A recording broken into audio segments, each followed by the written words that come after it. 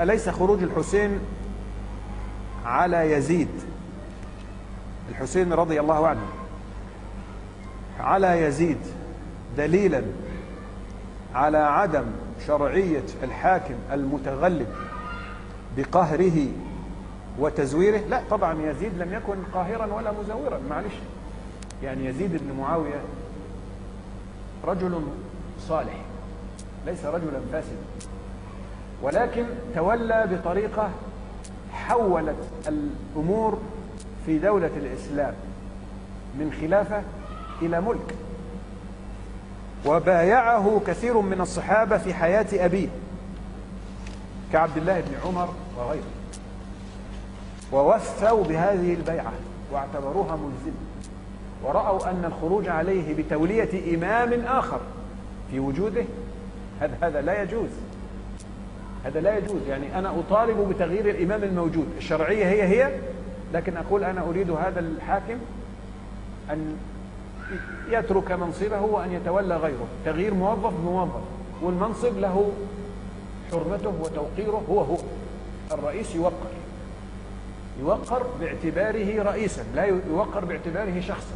لا باعتباره زيدا أو عبيدا، إنما باعتبار هذا المنصب الذي ينبغي أن يعظمه الجميع. فالاحترام هنا والتوقير للشرعية لا للشخصية. وبالتالي خروج الحسين رضي الله عنه باعتباره إماما آخر في وجود خليفة للمسلمين هذا خروج محرم وليس. هل كان الحسين رضي الله عنه يقول بحرمة هذا؟ لا طبعا، ما كان يقول بحرمة هذا. هل كان يكفر يزيد بن معاوية؟ ما كان يكفر يزيد.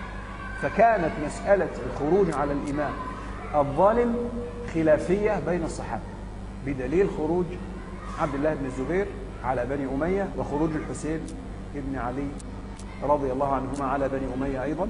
وبالتالي المسألة الخلافية كما قرأنا في الطحاوية الآن، لا نرى الخروج على أئمتنا ولاة أمورنا. كلام هذا كتب العقيدة كلها متطابقة على هذا الأمر، وينقلونه إجماعا عن أهل السنة والجماعة، لا أقول عن المعتزلة ولا عن الخوارج، لا، ليس إجماع المسلمين إنما إجماع أهل السنة والجماعة.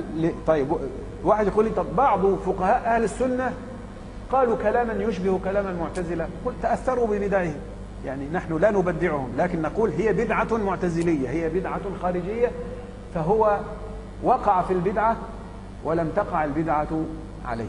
هو من أهل السنة وقوله في هذه المسألة قول المعتزلة، هو من أهل السنة وقوله في هذه المسألة قول الخوارج.